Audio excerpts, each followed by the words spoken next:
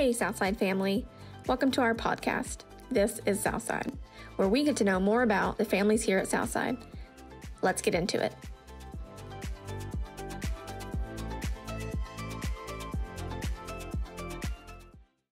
Hello, Jim and Mary. Thanks for being here today. Very happy to have you. Excited? Thank you for having us. Yes. No problem. So this is going to be the first episode of about a 10-part series. It's called Meet the Elders, and I'm going to invite all of our elders, old and new, on the show, and we're going to get to know you guys, because I know most people see you for 10 minutes on a Sunday morning, and that's not a lot of time to find out who you guys are. Yeah. So let's find out who Jim and Mary are. So where did you guys grow up? Jim, I heard you talk a lot about Chicken Bristle Mountain. That's where I grew up. Is that where you grew up? That is. Well, tell her where Chicken Bristle Mountain is. Tell us where Chicken Bristle is. Chicken Bristle Mountain is 3 miles east of Elkins, Arkansas. And that's where you lived for... Until I left home to join the Army. Oh, wow.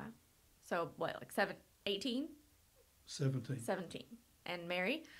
I grew up in Atlanta, Georgia. I was born and raised there. Big old city, huh? Yes, a big city. A whole lot bigger now than it was then. It's probably hard to recognize now. Yes. When's the last time you've been back? Oh, it's probably been 8 years ago. Oh, wow. But even then, it was probably... Oh, yes. Yes. Huge. It is. But it was a big city back then, too. I mean...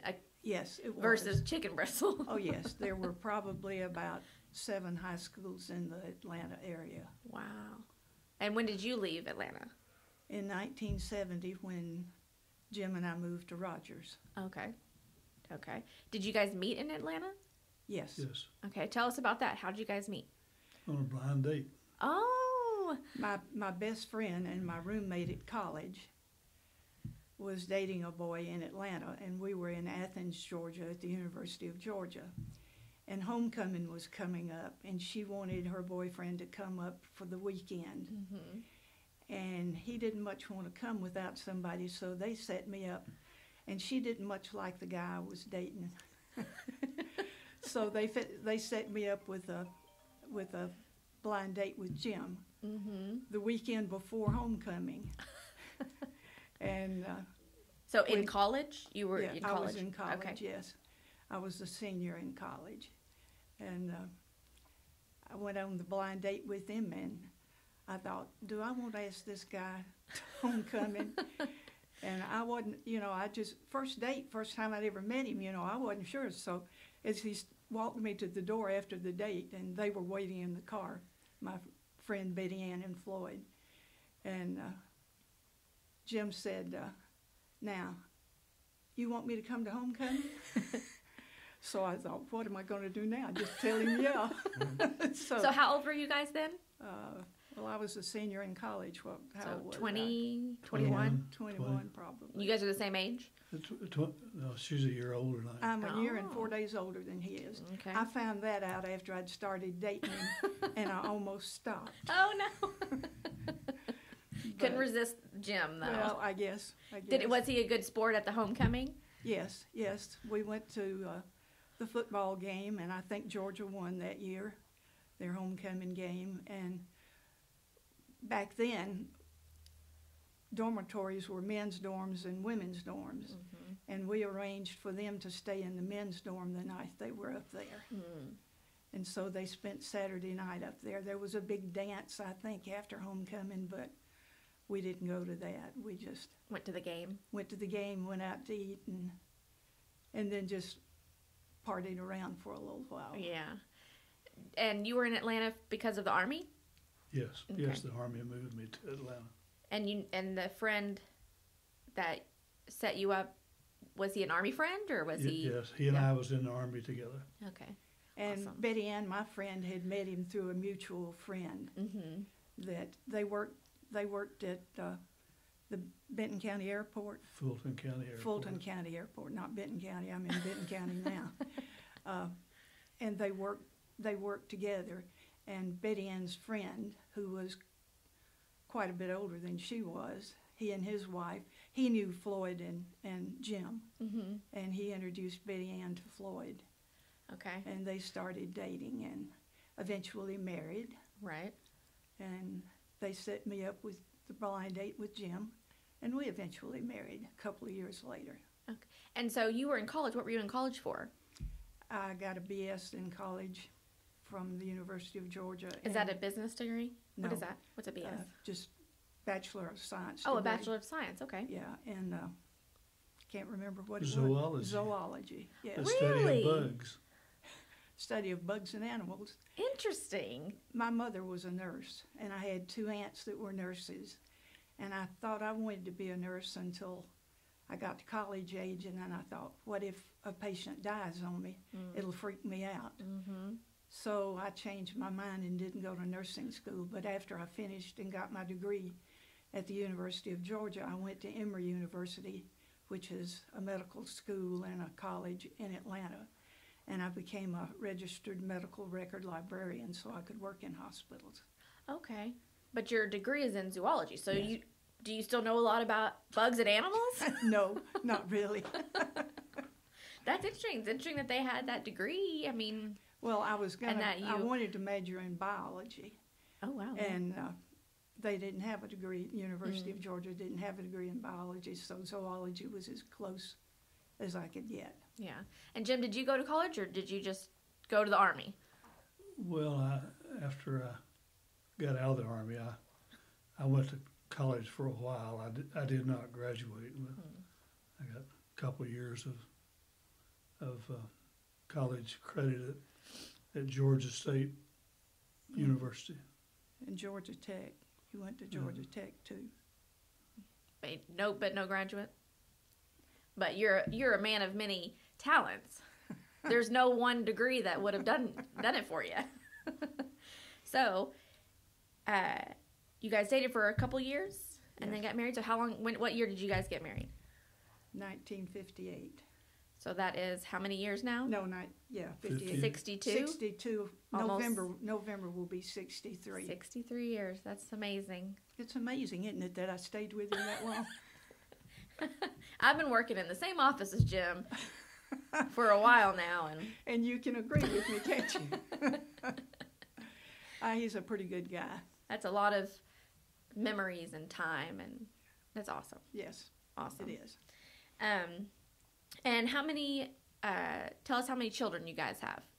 We had two You children. had two children, and Sherry and Doug went here for since they were kids, right? Did they No. meet here? Did they meet at Harding? They met at Harding because his parents lived in Mississippi. Right. Right. And then they moved up here. Well, then they moved to Texas, Orange, Texas, and then they moved up here after Doug and Sherry had been married quite a while. We have a lot of Harding matches here at Yeah. Southside. Yes. So Sherry and Greg, correct? Yes. Sherry's the older, and Sherry, Greg is yes. younger. Greg was 3 years younger than Sherry. And interesting fact, Greg and I have the same birthday, June Oh, really? 27. Oh, that's right. We had You the same did. birthday. Yeah. But Greg passed away how long ago now? Almost 3 years. He passed away on June the 30th. July the 30th. July the 30th in 2018. 2018. Yeah, but he lived a long time for He lived 53 years. 53 years, which He was, a lot of people might not know that he had Down syndrome. Yeah, he was Down syndrome, and when he was born, they told us that he wouldn't live to be 10, And he lived 53 years. and he lived 53 years. That's amazing. That's awesome. And he was the sweetest. Yes, he was.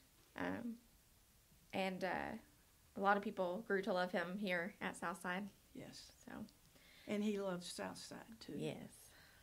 And then grandchildren. How many grandchildren you got? We have 3. Doug and Sherry had 3 boys. All boys. Yes, Taylor, Zach, and Peyton.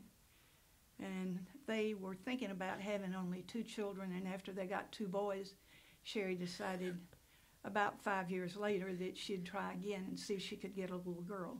No and such she luck. got another little boy. I had a Facebook memory pop up for me just the other day. It was 12 years ago, so it was after I had Dallas, but before I had Job and Preston. And it said, "I'm never having any more kids." But then I had 2 more. So that goes to show you. Well, now we have 3 grandchildren, great-grandchildren, and the third one turned out to be a little girl. So Sherry now has Over the a little moon. granddaughter. And a granddaughter Yes. is arguably better than a daughter. Because then you can love it and then Send it home. send it home. Of course, Sherry being a teacher, I kept all three of her children when she was while she was teaching until after I had my mother and dad. I had to move mother and dad here because mother had a stroke and couldn't look after her. And I couldn't go back to Georgia and stay with them and leave my family here. So I moved them out here, and I kept Peyton until I kept the other two children until they started to school, and I kept Peyton most of that time. But I think about the last 6 months or so before he started to school, he stayed at a daycare. But you watched them until they... Until they That's a started fun to time. school. Yeah. I told Sherry, I said, I'll keep Taylor as long as I can go when he was first born, as long as I can take him and we can do what I want to do. And she said, fine, Mom. And that was about the time cell phones were coming out. And she told me one day, she said, Mom, I don't mind you going, but you probably need a cell phone in case you had car trouble or something and needed to get in touch with somebody. So we got me a cell phone right That fast. was your first cell phone? Yes. Jim thought that was the silliest thing he had ever heard of until we started to Georgia on a trip and had car trouble at 10 o'clock at night Ooh. on Interstate 40 between Memphis, Tennessee and Jackson, Tennessee. And if we hadn't had a cell phone, I don't know how long we'd have been sitting there. And now he carries his cell phone right around his pocket all the time. Yes, and he has it in his hand and looking at it all the time. And mine stays in my purse, and I have it if I need it. My grandparents had a cell phone, and they only turned it on when they left the house. When they got back home, they turned it off, put it on a table, because they had, the house phone. Yeah. And, but I'm like, Grandma, what's the point in having a cell phone if it's off all the time? Well, I keep mine on, Yeah. but I keep it in my purse most of the time. So, you went to college. Did you ever have a job in that field or a career? Yes, I worked from the time I finished at Emory University and became a registered medical librarian. I worked at a Georgia Baptist Hospital in Atlanta until I got pregnant with Sherry. And then when you got pregnant, they made you quit when you got 5 months pregnant. So When you kind of started to show. And, Yeah. So I quit then. I worked after Greg was born for a brief period at another hospital in Atlanta, but I've not worked since then. Been a homemaker? Homemaker and babysitter for my grandchildren. And nobody can tell us that homemaker is not a full-time job, am I right? No, they can't. And Jim, what is your career? What do you want to claim? Oh, I've owned several businesses. I started out when I got out of the Army. I worked at an airport for a while, long enough to learn how to fly an airplane. And, Which you still do sometimes today? Well, no, I gave that up a few years ago. I let my medical expire. Still have a license, but it's not valid because I don't have a medical. But I worked in the corrugated box industry for several years for 2 different major companies, and doing production management work.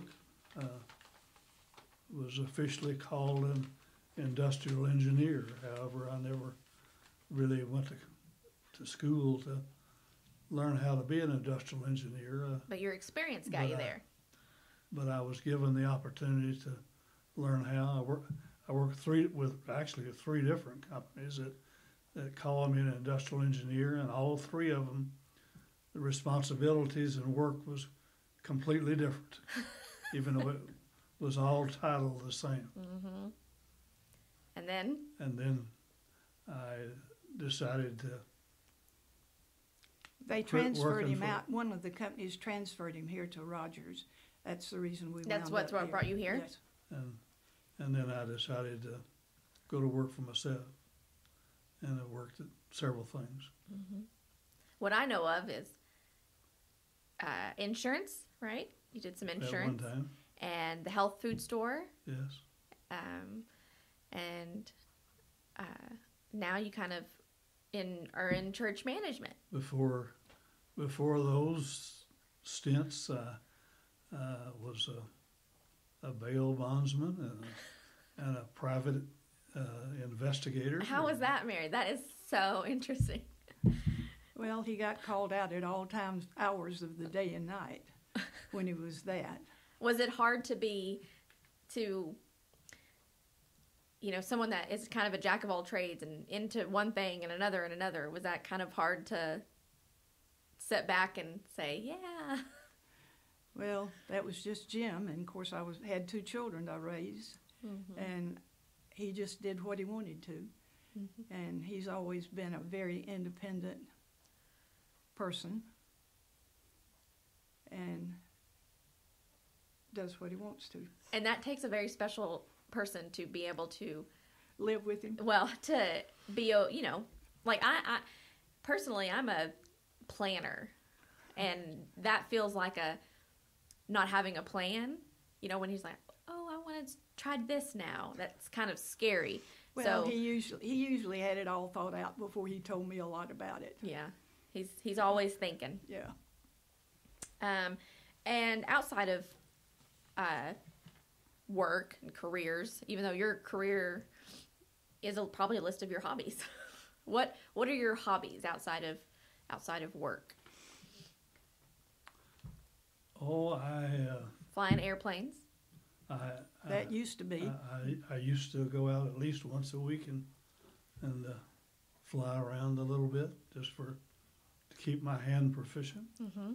But I enjoyed fishing, and one of the most relaxing events in life.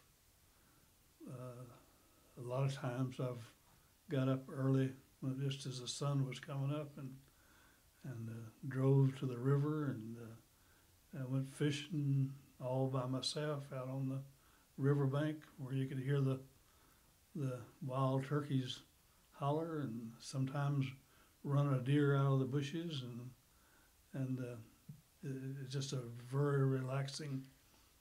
I think there are many people here at Southside that would agree with you. We have a lot of fishermen. That is, and I've fished a couple times, but I've always got kids with me. So anytime you got kids with you, it's not relaxing. Well, my dad liked to fish. We grew up on the upper White River. Dad fished in the river. I never fished in a lake until after I went to Georgia, and after we got married. And Mary's dad used to take me fishing in little ponds that he had access to, but I prefer to get out on the river and walk and wade the river. Bank fishing. Yeah. Walking up and down the river. My dad liked to fish, and I was an only child. Oh, okay. And so he expected Mother and I to go fishing with him a lot. Mother fished. I didn't like it. And so when I got married, I was ready to get Jim to fish with Dad so Mother and I could go shop or do whatever we wanted to do. And it didn't take very long. It took. Now he had a new fishing partner. So they had a new fishing partner, and they'd go fishing quite a bit. That's awesome. Is the fishing better in Atlanta or is it better in Rogers? Oh, I've caught fish in both places. Okay, so what year did you guys move to Rogers from Atlanta? 1970. 1970. And did you guys start coming to Southside pretty soon after you moved back or moved here? Yes. How did you come to Southside? We met Rita and Leo Ryan. Okay. Jim's uncle was married to Leo Ryan's aunt. And the two of them got Rita and Leo and Jim and I together as soon as we moved to Rogers. So they were some of the first people that we met. And they came to Southside. They had been coming to Southside, I guess, just about ever since they got married and moved to Rogers. Leo grew up in Fayetteville, and Rita's dad was a preacher in Fayetteville at the Church of Christ. And that's how they met. And was Southside here where we? Yes. Yes. We Southside meet was- today. Yeah, we'd been in this building for a couple of years before we started. But I'm coming. sure it looked different, right? It Well, wasn't. Considerably. Yeah. Yeah, it's been It's added added on on to to. 3 or 4 times. So when you first started coming, was it just the main building that was here, the auditorium, Yes. And a few classrooms. and a few classrooms? Yes. The kitchen. No. Well, there was a kitchen, but it's not this kitchen. Oh, okay. And so What you call the boat room used to be the fellowship room. that's where. So that kitchen over there was the kitchen. That was the kitchen. Okay. Okay. And we got big enough pretty soon that when we had church fellowships, we had to put the food on tables out in the hallway. Well, there was so enough- what would you say the number of people? Like, how big was the church when you guys came? 120 or 30. Okay. So it has definitely grown. It has seen major growth Yes. Yeah, in the time that you've been the here. auditorium was, the back half of it was fenced off. Fenced? It, they had cords up of some kind to keep you from sitting in the back pews. Okay. So, and what made you stay at Southside? Was it because you knew the people here? Was it anything specific? Well, we visited a couple of other churches in the area. Of course, we didn't really know a whole lot about Southside other than that Rita and Leo came here. And we visited a couple of other churches, but Southside just seemed to fit better than. And you guys had both of your kids by then? Yes. Yes. Yeah, they were both born in Atlanta. Okay. But I know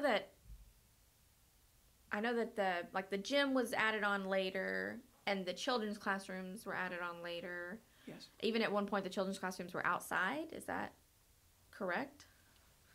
Like it was like an outdoors. Yeah, the big hallways.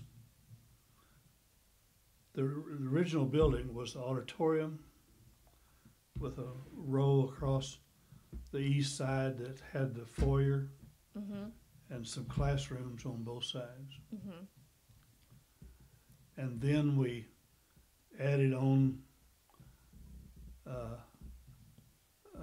a row of classrooms on the north that went back west, and then we added on a row of classrooms on the south that went back west, and in there was open space between the auditorium and those wings of classrooms, Okay. and especially on the south side, that open part was converted into a Bible land. And then by expansion we built rooms Right. on that space. Yeah. So there's been major growth, just not just in size, but in the building Yeah. Yes. since Yes. you guys have attended here. And the building that the offices are in and the gym was not even there. Yeah. Did we have the big parking lot? Yeah. Yeah. We did. Yeah, in Um, fact, that was parking lot where the building is now. And so, how did your roles start? How did you guys get involved at Southside when you first came? Like, did you volunteer in the kids? Did you teach class? How did your roles grow here? Well, I started volunteering in the nursery. In fact, I remember people that grew up and led singing here that I took care of when they were an infant in the nursery. And I worked in the nursery for years. And then I decided that it was time that I sat in the auditorium for a while. Right. Yeah. So, but that was my major thing, except when we'd have fellowship meals and that sort of stuff, I always helped with that. With the serving or the Yeah. food or Yeah. those sort of things. Jim, did you teach class Some, when you were younger? I have both at adult level and junior high level. Uh-huh. I don't think I ever really taught the small kids, but I helped teach the junior high class for a while. And how old were your kids when you guys moved here? Well, Sherry was, Sherry had just finished the second Sure. grade, so she was 7, 8, wasn't she? she was 8, and 8. Greg was 5 when Greg we was moved 5 when Okay. we moved here. And so they were part of the children's ministry Yes, when you guys came. yes. Were there, so today we have groups like Young at Heart and, you know, ministry groups that meet. Were Yeah. there groups like that you guys were a Yes. part of back then? Yes, Young at Heart's been around for Oh, has it been a around? long Well, time. I know it's with- changed with names. different Yeah. times. Yeah, And in the 1970s, a lot of those existed without having a formal designation that they were a separate group. They just existed. Oh, okay. Yeah. Of course, when we started coming here, as I said, there was 125 or 30 people is all there was. Mm-hmm. And we had classes and worship, and Sunday night was worship just like Sunday Just like- morning was. Mm-hmm. We didn't divide up into groups like that for a long time. Okay. And I guess, well, we had a group at our house at one time. Like a life group Yeah, type of thing? Yeah. And we've gone to other life groups, but I grew up going to church at the building Mm-hmm. on Sunday morning and Sunday night too. Mm-hmm. And it just seems more normal Mm-hmm. to come to the building. So we were usually, like I say, we did have a life group or something that came to the house for a while, Yeah. and then we started coming back to the building. And For Sunday mornings and Sunday evenings? Yes. Yeah. yes, both. So how long were you a member here before you became an elder? well, I started serving as a deacon 2 or 3 years after we Okay. moved here. Were you the deacon of a certain? Did deaconship work different back No, then, or were you No, we didn't have specific identify- roles? We didn't identify roles. Just whatever that needed point. to be done. I was asked to serve as an elder in 1977. So not too long after you guys came here. You must have had a big impact, Jim. Must have been a real leader. So 19, when you said 77, Yeah. that you became an elder, and what made you take on that role?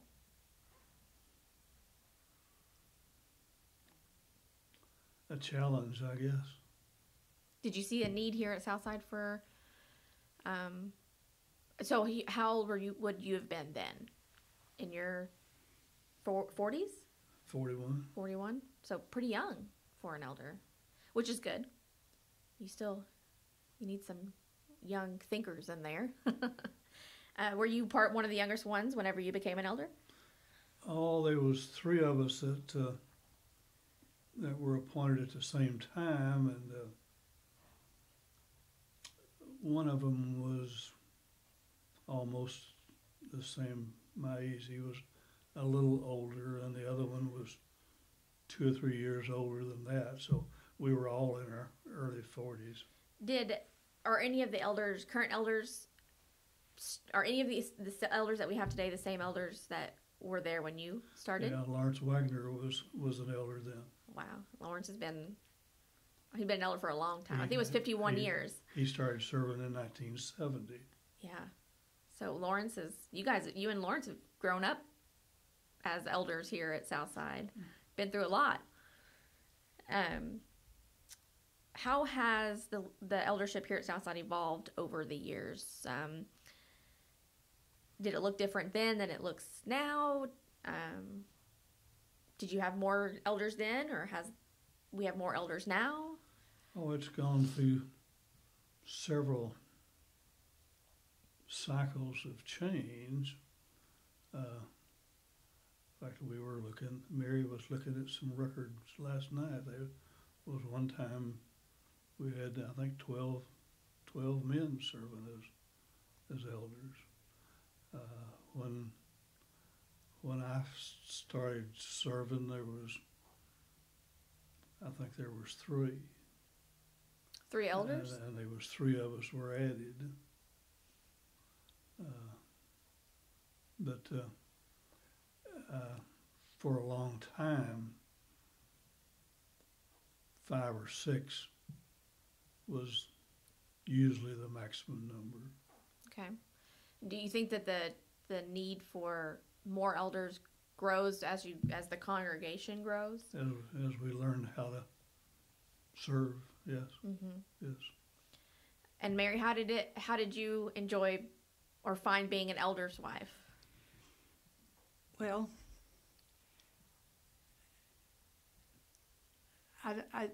it was fine with me if he wanted to take on the responsibility.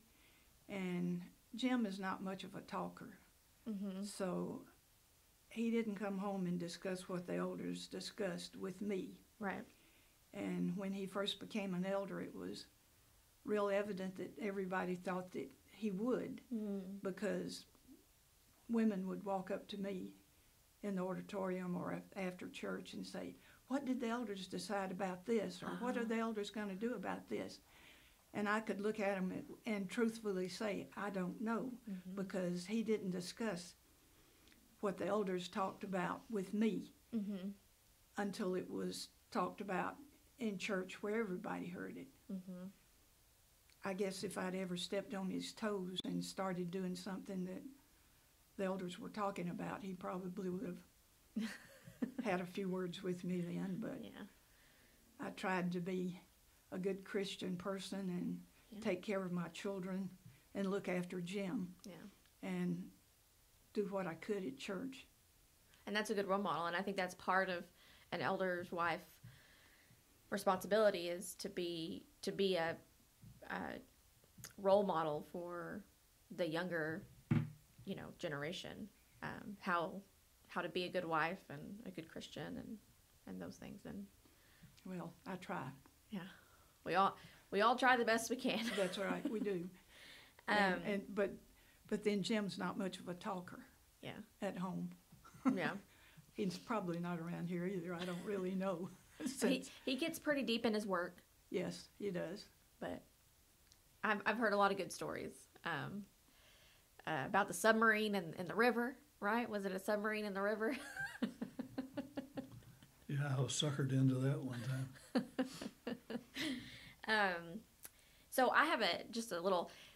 So today we have cell phones, and you and the elders can communicate via text and phone at any time, of the day, really quick. Back before cell phones, how did that work? Did you guys just all meet like once a week, twice a week, and then discuss everything you've heard, or were you guys calling each other in the middle of the night on your house phones? No, Did you guys write letters? We talked about it in person when we met. How often did you guys meet back then? Oh, there was times that we met every week. Every week? Yeah. I would assume the communication was probably a little bit more. I mean, it could be scattered today, but scattered because no immediate communication. Well, yeah. But then we came to church on Wednesday night, Sunday morning, and Sunday night. They saw each other, and they would if there was something they needed to discuss. Yeah. And when there weren't, but about 6 of them, is that what you said? There weren't so many to get through. Yeah. Jim, what would you say a common misconception is about being an elder? I mean, one I can maybe think of is you have to be perfect, right? But that's obviously not the case. Well, Nobody's perfect. No, and that's that's the difficult thing in getting people to serve is a misconception about what you got to be. Mm-hmm. And I've seen this in the Latin world probably more so than I see it here. In the Latin world, it's difficult to get men to Lead. allow themselves to be called elders for a church, even though they're performing the duties every day of their life. Yeah. But they refuse to be called elders, Mm-hmm. and it's something. Matter of fact, one of my dreams for the mission field is to improve on this. Mm-hmm. Because they think that you have to be called an elder, you have to kind of be perfect. And no room for error. Yeah. But yeah, that's got to be, that probably feels like a burden to say, I'm an elder, and because people do look to you for advice and wisdom, and I mean, but we all get it wrong. Yeah. There was a time here at Southside that a lot of the members believed that for there to be a fellowship assembly of members of the church, that an elder had to be present. Mm. That kind of thinking is difficult to change. Mm-hmm. Yeah, I can understand that. Did Mary? Did the elders' wives ever fellowship together through the years? Not just us, not that I can remember. But any wife or woman of the congregation? Yeah. And what would you give for advice to the new elder wives that we just installed some new ones, and any advice you can give? Just be supportive of your husband. Yeah. Because sometimes things that they're dealing with can be very difficult, and they don't tell you what's going on. So about the best thing I can say is be very supportive of your husband. Yeah, that's good advice. I like that. So, with being an elder, there are some major things that happen, major changes that happen at church. How do you deal with those changes, like new preachers that leave, staff that leaves, members that leave? How do major changes like that, do you deal with those? Oh, sometimes it's because you lose some sleep. But I get up and make a cup of coffee and sit and listen to the newscast. And that doesn't put you in a bad mood? News is not always good. Turns off the TV and sits there and thinks. Yeah. I think that's something, that's where wisdom comes in. I've heard Lawrence say about things, it's just a bump in the road. It's just a speed bump. But when you're in the middle of the speed bump, it feels like it's never going to end, and that it's rough, but eventually you pass it. It usually cycles to the good. Mm-hmm. Yep. Usually. What James says, consider it pure joy for trials and tribulations. But that's the hard part. Yes. That's the hard part. And then this is probably new to you and all the elders is COVID, a pandemic. How has that been a challenge for the elder as an elder during a pandemic where you can't really meet with your people, and I mean that's just like a curveball that we didn't any of us see coming.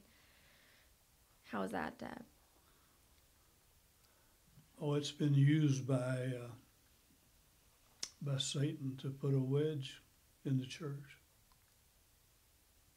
I think that it has been. We're still in it. That's the thing is we haven't seen the other side of it yet, and it's one of those speed bumps that we're in the middle of right now. And it gives people the opportunity to stay at home and not feel guilty because they didn't get up and come to church. And it's difficult not to see our friends, and it's difficult to have to wear the mask, but we have to be smart and do things like that. Right.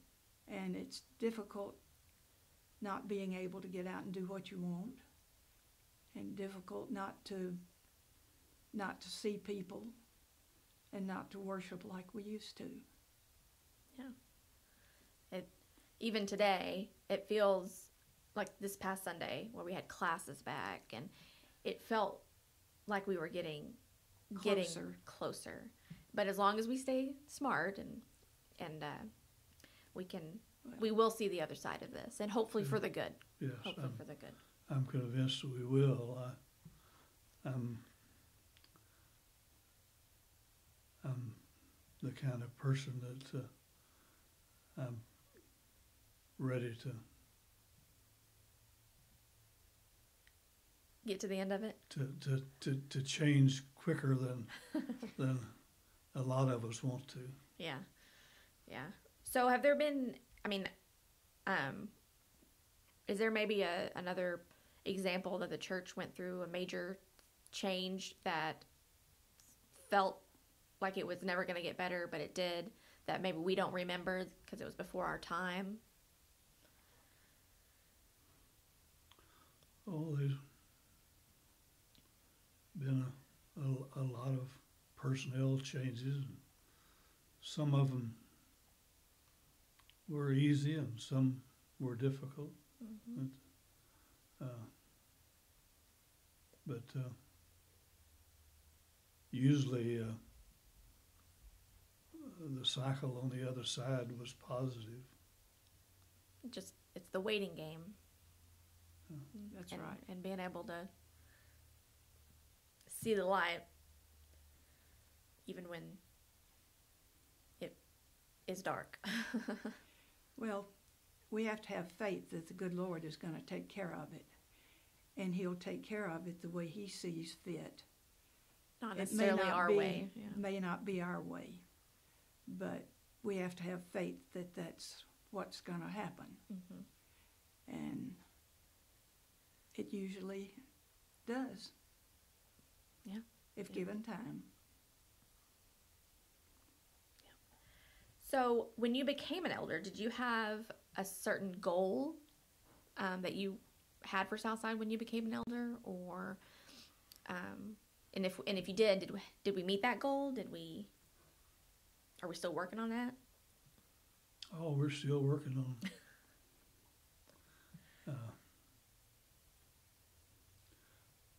I don't remember exactly what the goals were. We were Southside wasn't very old at the time, and Southside the church was changing in the 1970s. You mean the church as a whole, or Southside? As a whole. As a whole. As a whole was changing, but we established goals. We looked at goals.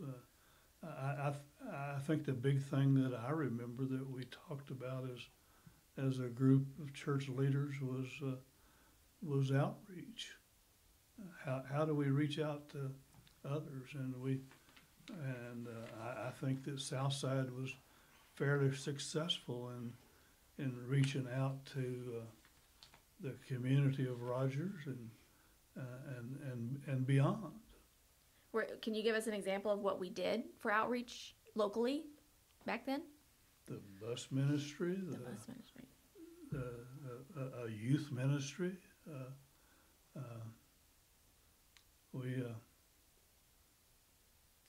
We had a goal in 1978 to have 888 in worship service, and met it. So and the next year we had a goal to have, I think it was 1,100 in worship service, and we met it. Where'd you put them all? Just on top of each other? Down there in the boat room. Oh, okay. You split them up a little bit, or The boat room was what's called the boat room now was the focus point of teaching children. So you had 1,100 people Come in to total worship, that come to came worship to. service. Oh wow! But I don't think our auditorium will fit that many people. It did. It did. Well, there was a lot of kids. Yeah. So they were in the children's. Yeah. They was out of that 1,100. There was probably 600 or 700 children. That's crazy. And That's awesome. these goals were really set by Lawrence Wagner. Mm-hmm. And what do you think in particular made those goals happen? Was it like the outreach about 24 people. About 24 people made it happen. There was about 24 people that were really excited and involved in operating a bus ministry. Mm-hmm. They came up here on Saturday and had some coffee and probably some donuts and were enthused enough to go out and knock doors the rest of the day, and told kids and the kids' parents, we'll be by to get you in the morning. And in the morning they did. Yeah. Do you think that time our society has changed in a way where that wouldn't be allowed anymore? Well, it wouldn't be very effective. Mm-hmm. There's still some churches that run buses around here and there, and even we did for a while, but it converted to bringing in the elderly instead of the young people. The ministry, the outreach that bus ministry was in 1975 is not practical to think about doing today. Yeah. And part of that is people's thinking. Yeah. Would it be allowed? I would suspect that there's parts of Rogers and every other little town the size of Rogers that if you would work it, you could go run a fleet of buses and bring in a fleet busload of kids. Somebody would have to go work it. Yeah. The bus ministry took many hours of work of people that Volunteering. Jackie and Mackie Chestnut and Jim and Hazel Stewart and Jim and Karen Gregg and Melvin and Joanne Jones and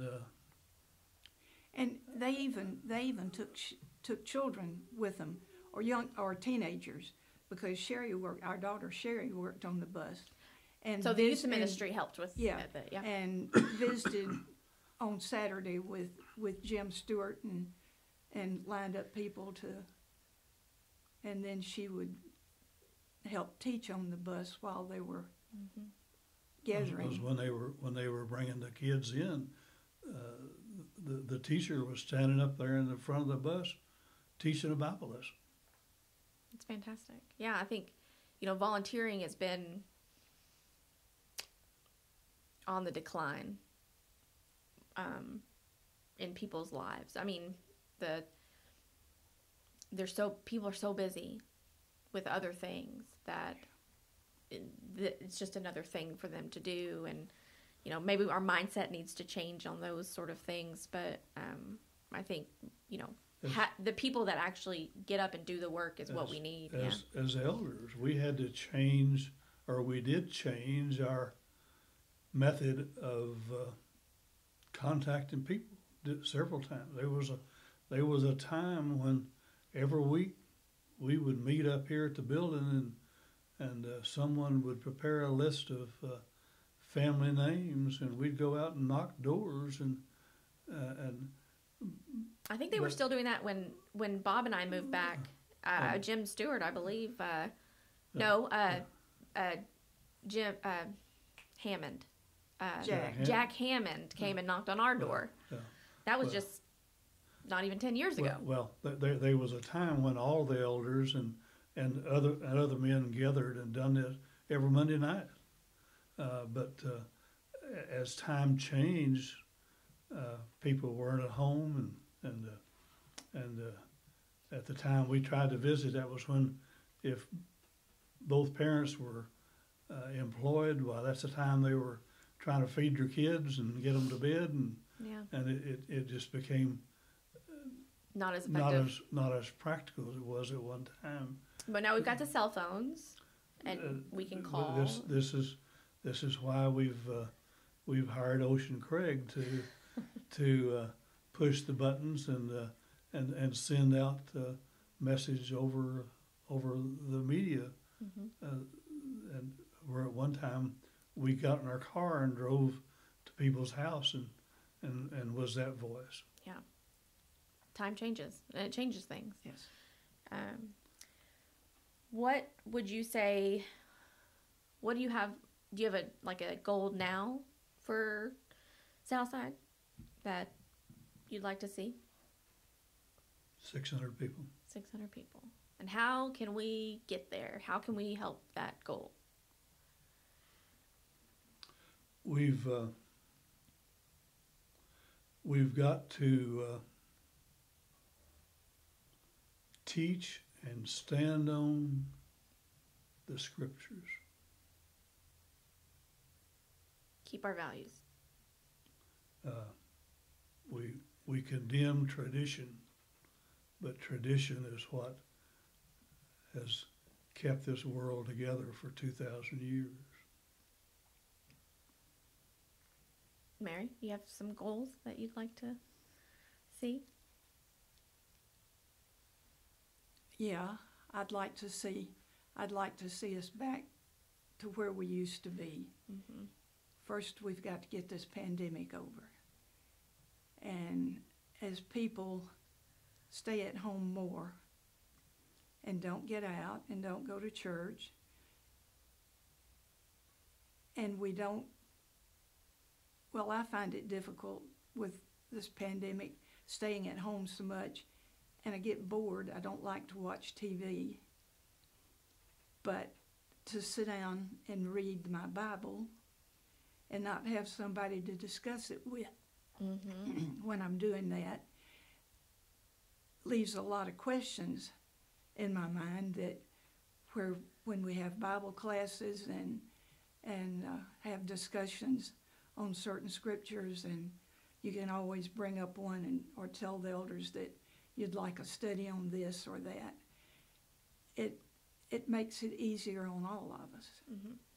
But there's so many people out there in the world that don't have a Bible, don't read a Bible, and don't ever go to church. Mm-hmm. And even people that I know that stay at home and say they read their Bible, and I don't doubt that they do. But we need each other A community. and a community, and we need, because we all get off of our goals and get not necessarily depressed, but just kind of down, you know. And this past year and a half has been bad on everybody. Yeah. Yeah. For sure. What would you say the highlight of your eldership was? Is there a certain time where you were just, everything was going right and you felt like you were really making change? I can tell you what the highlight of his Okay. eldership a lot is the mission work, Yes. and he'll never give that up. Yeah. He'll do Regardless. that forever. Yes, Yeah. yes. And he has been very busy in the mission ever since the late 70s. Yes. And he's responsible for the Martinez family Mm-hmm. moving here.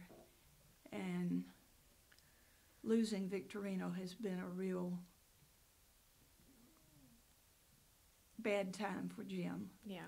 because they were so close and worked together so much. Yeah. And his family, his children, his 2 daughters anyhow, call us their grandparents. Mm-hmm. The first time they came to the United States, none of them spoke English. Victorino spoke a little bit, but the Not the children children. and his wife didn't speak any English. And they came to the States, and they stayed at our house for a week, Mm-hmm. which was very difficult, not being able to talk to them Yeah. and making sure they were fed. And I didn't know that Hispanic people don't eat dinner until 10 o'clock at night usually. And we always have dinner about 6. So I'd have dinner and we'd eat at 6. Well, Cecia, the youngest daughter, would come get me by the hand and take me to the kitchen, because about 8 o'clock she was getting hungry, or 9 o'clock before she'd go to bed she'd want something. And I didn't realize that I was feeding them at a time they didn't That wasn't their normally normal eat. cultural. Yes. Yeah. So, They But they anyhow. thought they were going to starve because you fed them at 6. yes, I guess. Anyhow, like I say, Cecia would get me by the hand and take me to the kitchen, and I would fix her a snack, and I'd feed the other children too, or ask them if they wanted it. Yeah. And Olga and Victorino would just sit there and not say much. Yeah. But Yeah. they're a good family, and we consider them dear friends. Just that. Yeah.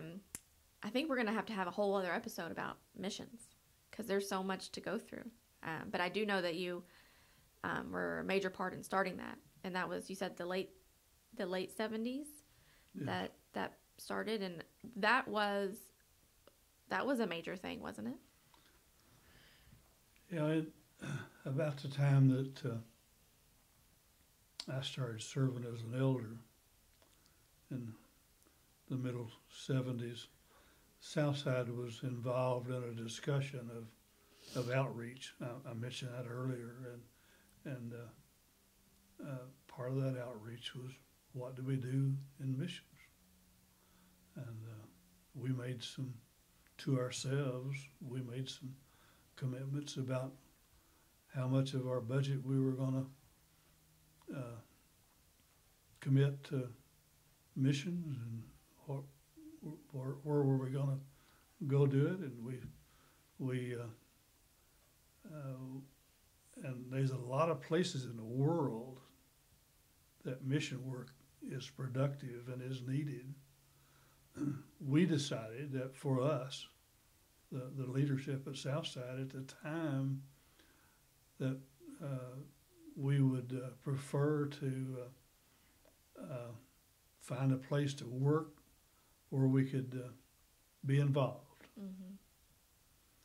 And over the years, I've had opportunities to know about and work with people and with mission points that a lot of them are supported by churches that, as close as they ever got to seeing what was going on, was putting a name and a place address on their letterhead of their stationery. Yeah. Instead of going and saying about it. And we committed then that we were going to support what we could see, could support, and that's the way we've approached. And that started in Honduras, and we supported Honduras, and we went to check on it. And I didn't go to teach. I just went to be a promoter of people, to encourage and let men know, families know that we're out there in Honduras, and sometimes in some pretty crude places, that we were going to provide them the financial ability to teach God's word. Yeah.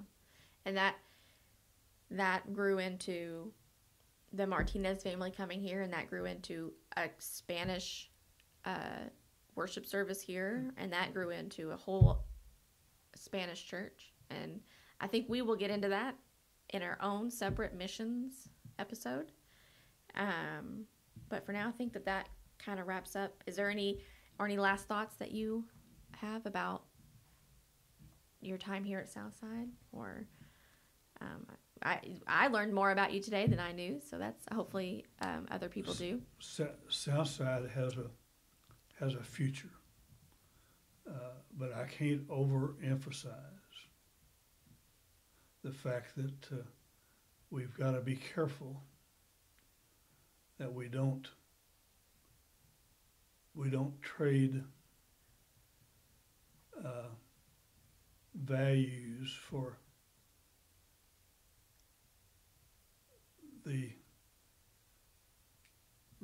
trying to reach out to people who are marginal. And I don't take me wrong. I don't discount their soul. They've got to be taught, but we've got to be careful that we teach the gospel. We've got to stand on the gospel, and we've got to realize that sometimes the old traditional ways of doing things are better than following what the world wants to see us do. It's a line that you have to figure out. When are you living of the world, and when are you living of the gospel? Because, like we said before, time does change things. Yes. And that's not always bad, but are we still doing what Jesus tells us to do? Oh, yeah. Methods change. Yeah. And just like the bus ministry come along and became a very powerful tool, but it outlived its real flavor after a while. But those people, I've been around Rogers long enough and involved in business enough that there's people all over this city that were influenced in life by the bus ministry at Southside. And there's a lot of them that don't even go to church, but it's influenced their lives. Yeah, sure. Well, thank you guys again for being on the show.